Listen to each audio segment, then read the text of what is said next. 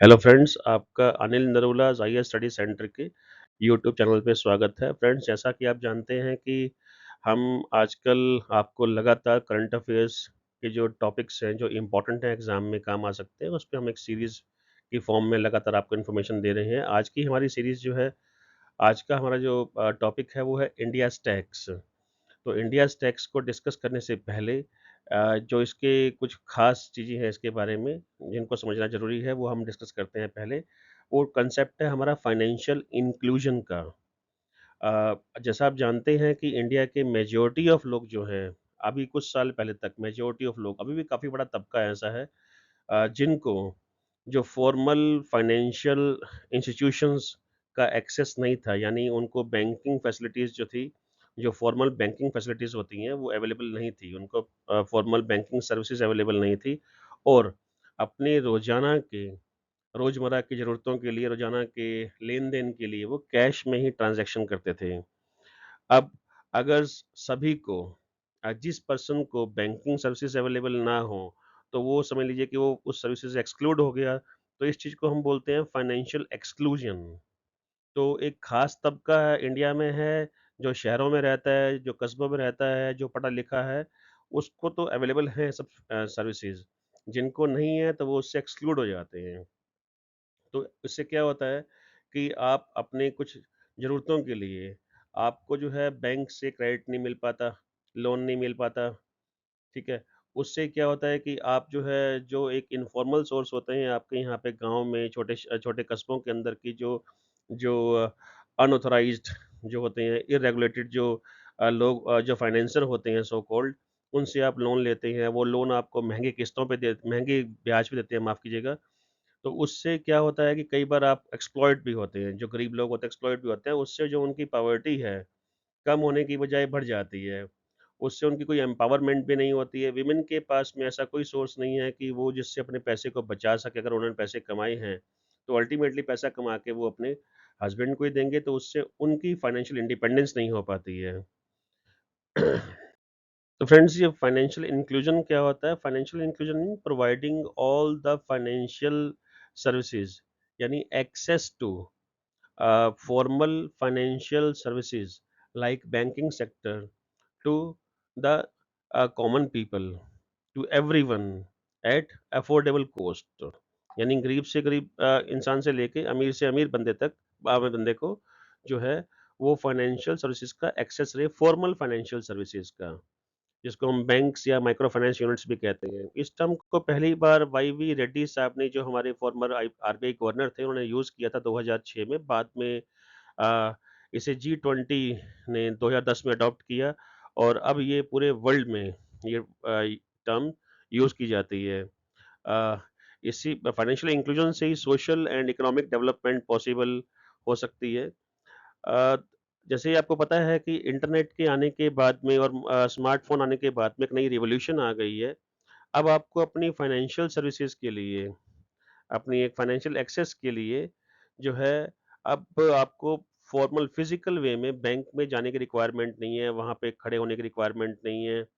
उसके लिए अब क्या हो गया है कि अगर मान लो आपको पैसे जमा कराने हैं, अकाउंट खोलना है, या फिर आपको उधार लेना है, लोन लेना है, इन्वेस्टमेंट करनी है, इंश्योरेंस चाहिए आपको, आपने किसी से पैसे मँगवाने हैं, किसी को पैसे देने हैं आपने, अ, या फिर आपकी कोई पेंशन आनी है, या फिर आपका कोई अलाउंस आना है, या फिर गवर्नमेंट ने आपको कोई सब्सिडी पे करनी है, या फिर आपने दुकानदार को कुछ पेमेंट करनी है, तो सब कुछ जो है डिजिटल मीन से हो रहा है वो।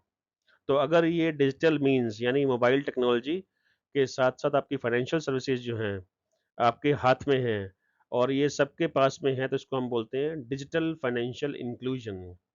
जितना ज़्यादा इन फाइनेंशियल सर्विसेज़ का एक्सेस डिजिटली होगा, उतनी जो है कन्वीनियंस बढ़ जाती है।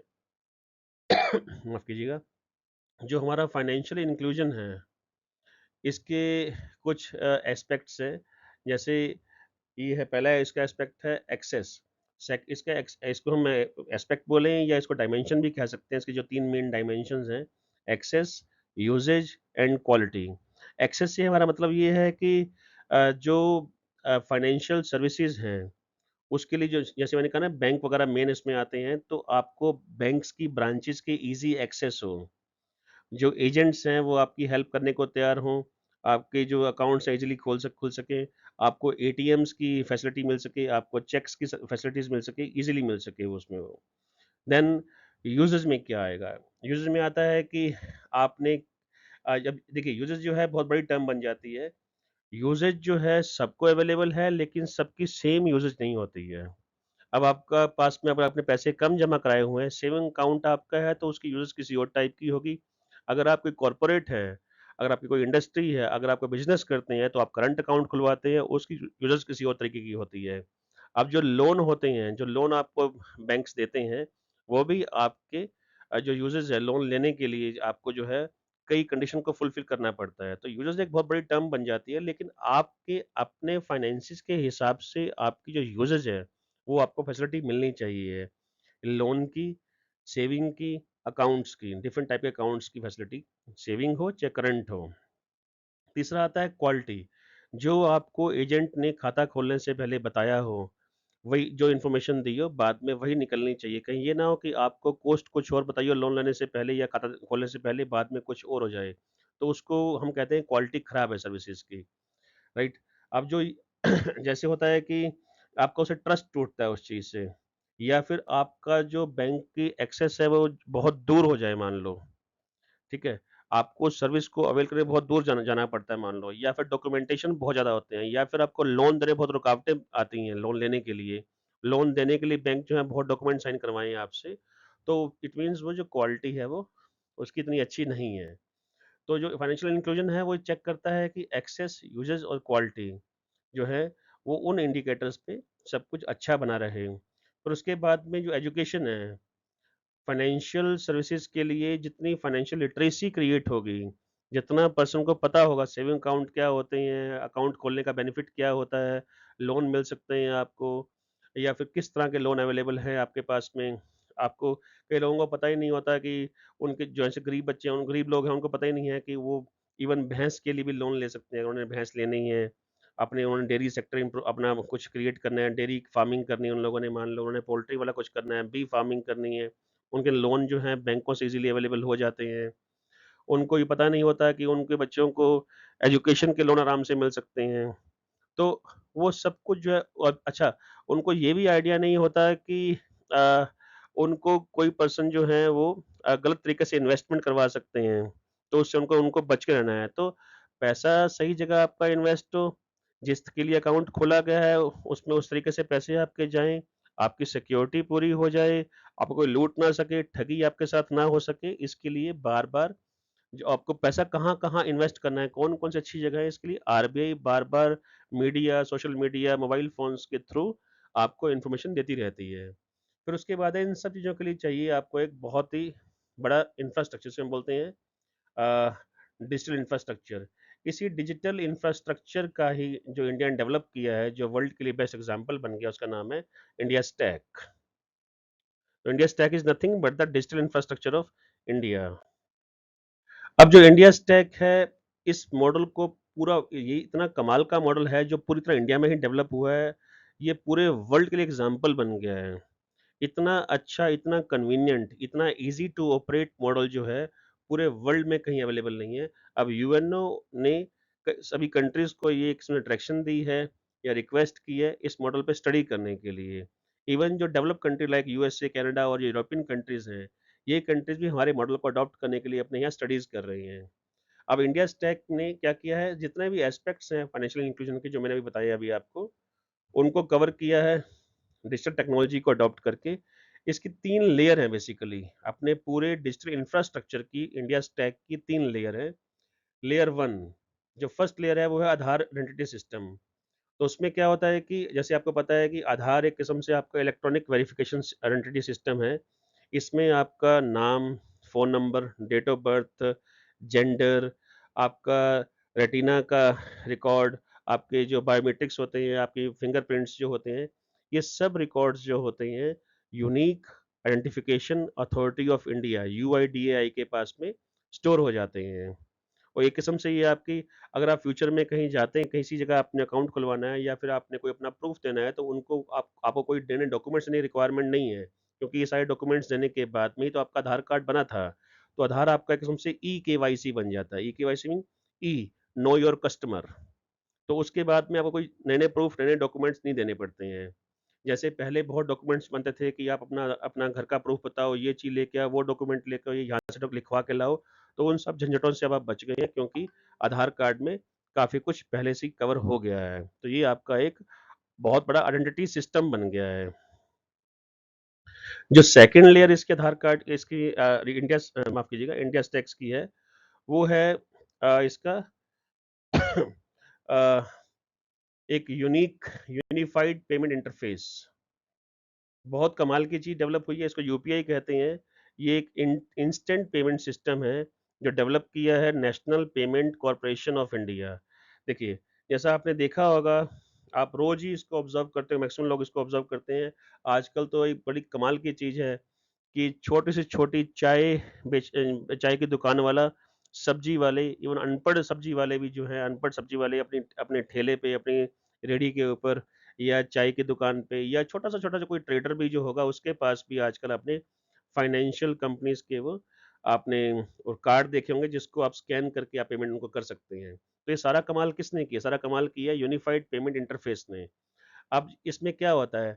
इसमें inter bank payment transfer, peer to peer यानी 2 लोग जो हैं, आप हैं, एक पर्सन कोई और उसको पैसे भेजने हैं, यानी ये पीयर टू पीयर हो जाएगा। फिर पर्सन टू मर्चेंट, किसी ट्रेडर को पैसे देने हैं आपने। अब देखिए, आप क्या करते हैं, आप आजकल बहुत कन्वीनिएंट हो गया है कि आपने अपने फ्रेंड को पैसे भेजने हैं, अपने घर में पैसे भेजने हैं, तो आप जो है मान लो आपके पास में कोई फाइनेंशियल टेक्नोलॉजी कंपनी का कोई एक सिस्टम है, जैसे पेटीएम है, या फिर आपके पास मान लो फ़ोन पे है, भारत पे है, या गूगल पे है, व्हाट्सएप पे है, तो उनके नंबर या उनके स्कैन कोड से आप आराम से पेमेंट कर सकते हैं। कभी आपने सोचा ये पेमेंट होती किस तरीके से है? आप अपने बैंक को किसी और बैंक में पैसे भेजने हो अगर आपने, तो आप अपने इन्हीं सब चैनल्स के थ्रू या तो अपने बैंक से आप डायरेक्ट किसी दूसरे बैंक को भेज दो, या फिर अपने बैंक से किसी और कार्ड वाले नंबर को आप देते हैं ना, लोग बोलते हैं कि मेरे गूगल पे कर देना। आप बोलते हो मेरे पास गूगल पे नहीं है, मेरे पास यूपीआई है किसी बैंक का, तो वो भी आराम से हो जाता है। यानी बैंक से आपने किसी एक प्राइवेट कंपनी वाले एक एग्रीगेटर को पैसे भेज दिए। तो अ, आपको कभी लगा कि किस तरीके से होता है? उसके बीच में वो माध्यम क्या है, मीडियम क्या है जिसके थ्रू पैसे पहुँचते हैं और इंस्टेंट पैसे पहुँच जाते हैं इमीडिएटली। तो वो चीज़ है यूनिफाइड पेमेंट इंटरफेस। तो यूनिफाइड क्यों बोलते हैं? क्योंकि इसमें नॉट ओनली बैंक्स, जितने भी बैंक्स हैं, जितने भी फाइनेंशियल टेक्नोलॉजी प्लेटफ़ॉर्म्स हैं, उन सबको जोड़ दिया गया है, यूनिफ़ाई कर दिया गया है, ताकि आपकी जो पेमेंट है इंस्टेंटली हो जाए। आप पेमेंट यहाँ से करें, पेमेंट नेक्स्ट बंदे के पास उसी टाइम इमीडिएटली पहुँच जाए। और उसके लिए आपको क्या चाहिए? सिर्फ़ मोबाइल डिवाइस चाहिए उसके लिए आपको। मोबाइल फ़ोन होगा, तो इमीडिएटली आपके पैसे ट्रांसफ़र हो जाएँगे और ये कमाल कर रहा है। अब इसका सबसे कमाल की चीज़ देखिए, जितने पैसे आपको देने हैं, उतने पैसे ही जाते हैं उस जगह पे। आपको छुट्टे की समस्या भी नहीं है, आपको चेक भी नहीं काटना, एटीएम पे भी नहीं जाना, सारी ट्रांज़ैक्शन बिल्कुल सेफ सिक्योर हो रही हैं वो और डिजिटली हो रही हैं, अकाउंट में जा रही हैं, इसमें क्राइम रेट भी इससे काफ़ी कम हो जाता है इस चीज़ से। और 382 382 जो बैंक्स हैं, इस सर्विस से अब तक जुड़ चुके हैं।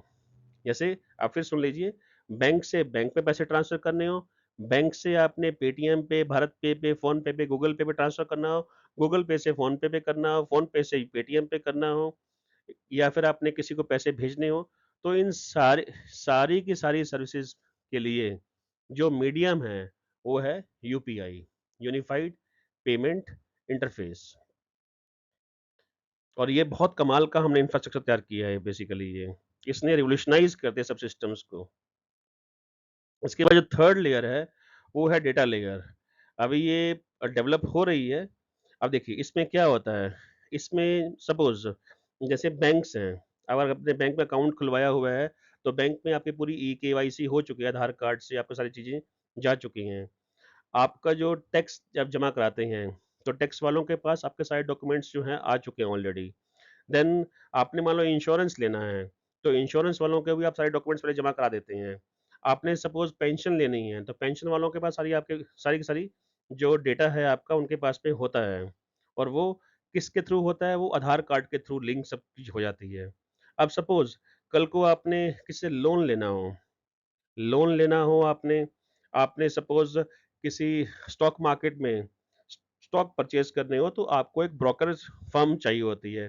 तो ब्रोकरेज फ़र्म जो है आपका अपना अकाउंट खोलने के लिए, वो भी आपसे डॉक्यूमेंट्स माँगते हैं, बैंक्स भी आपसे डॉक्यूमेंट्स माँगते हैं, जो ये पेटीएम, भारत पे, गूगल पे होते हैं, ये भी आपसे डॉक्यूमेंट्स माँगते हैं। तो अब क्या डिसाइड किया जा रहा है कि जो ये बैंक्स हैं, टैक्स प्लेटफ़ॉर्म्स हैं, इंश्योरेंस प्रोवाइडर्स हैं, पेंशन एजेंसीज़ हैं, सिक्योरिटीज़ सेबी वाली जो फ़र्म्स होती हैं, ये ब्रोकरेज जो ये फ़र्म्स होती हैं, इन सारी फ़र्म्स के पास आपका ऑलरेडी डॉक्यूमेंट अवेलेबल हैं। तो अगर आपको लोन चाहिए है, तो फिर आपसे दोबारा डॉक्यूमेंट नहीं माँगे जाएँगे। जिन लोगों ने आपको लोन देना है, जिन लोगों ने आपका सिक्योरिटी मार्केट में यानी स्टॉक मार्केट में खाता खोलना है, वो इन सारी की सारी जो मैंने अभी बताई हैं आपको, इनसे कॉन्टैक्ट कर लेंगे और सब डेटा उनके पास अपने आप पहुँच जाएगा। अब आप बोलेंगे कि इससे तो हमारा डेटा चोरी हो सकता है, इससे तो हमारा डेटा मिसयूज़ हो सकता है, नहीं। तो इसमें क्या होगा, ये डेटा जो है इनको डायरेक्टली अवेलेबल नहीं होगा।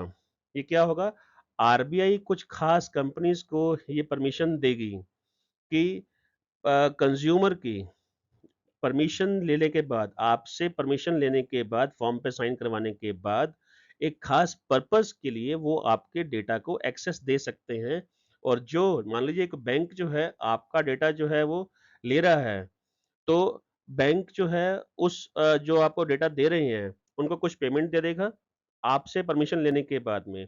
फिर उन डॉक्यूमेंट्स को चेक कर लेगा, वो उस काम में बहुत ज़्यादा टाइम नहीं लगने वाला है। तो उसके उस सब जब वो सैटिस्फाई हो जाएगा, फिर आपको वो लोन इश्यू हो जाएगा।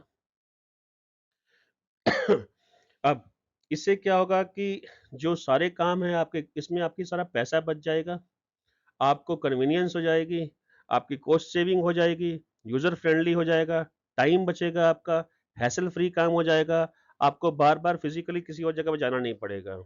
तो इसमें आपको बहुत फैसिलिटीज़ मिल जाएँगी और ये जो तीसरी लेयर जो मैं बता रहा हूँ, ये अभी प्रॉपर्ली तैयार हो रही है। अभी फाइनेंशियल इंक्लूजन के लिए अभी रिसेंटली आरबीआई ने एक फाइनेंशियल इंक्लूजन का इंडेक्स बनाया है। तो उस इंडेक्स में उन्होंने तीनों जो डायमेंशन जो मैंने अभी डिस्कस किए थे आपसे, एक्सेस, यूसेज एंड क्वालिटी, इन तीनों को प्रॉपर्ली इसमें इंक्लूड किया है। इनके बेसिस पे ही बनाया गया है ये इंडेक्स, क्योंकि आरबीआई चाहता है कि फाइनेंशियल इंक्लूजन हमारा मैक्सिमम हो। जो फाइनेंशियल सर्विसेज का जो रीच है वो लोएस्ट तबके तक पहुंचे। जो इसी उसके बाद में जो ये इंडेक्स है, ये सारी banking, investment, insurance, postal, pension sector, इन सब को कंसल्ट करने के बाद बनाया गया है। इसमें 0 से लेके 100 तक के नंबर्स होंगे। 0 जो होता है वो शो करेगा कि ये कंप्लीट फाइनेंशियल एक्सक्लूजन वाला एरिया है, माफ़ कीजिएगा, और जो 100 है, वो टोटल फाइनेंशियल इंक्लूजन वाला एरिया है। तो इसका डेटा आने के बाद जो आरबीआई है, फिर वो स्टेप्स लेगा कि जहाँ पे फाइनेंशियल सर्विस अवेलेबल नहीं है तो कम है या बिल्कुल नहीं है, तो उन एरियाज़ को, उन लोगों को कैसे इन सर्विसेज़ को प्रोवाइड करना चाहिए, फिर उसके लिए सजेशन दिए जाएँगे बैंक्स को, इन फाइनेंशियल कंपनीज़ को, फाइनेंशियल टेक्नोलॉजी वाली कंपनीज़ को भी, गवर्नमेंट्स को भी और स्टेट गवर्नमेंट्स को भी डायरेक्शंस दी जाएँगी ताकि वो इस एरिया में काम कर सकें, इस डायरेक्शन में वो काम कर सकें। अब उसके लिए रिसेंटली एक और डेवलपमेंट हुई है। आरबीआई ने अभी रिसेंटली एक फाइनेंशियल इंक्लूजन डैशबोर्ड तैयार किया है, अंतर्दृष्टि नाम से। अब ये डैशबोर्ड जो है इसको सिर्फ़ आरबीआई एक्सेस कर सकता है।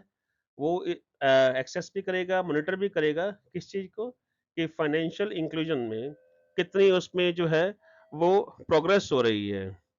कि कितना पहले आपको जो है क्या-क्या स्टेप्स लिए गए हैं, उन स्टेप्स का क्या डेवलपमेंट हुई है और क्या अभी हम और स्टेप्स आगे ले सकते हैं।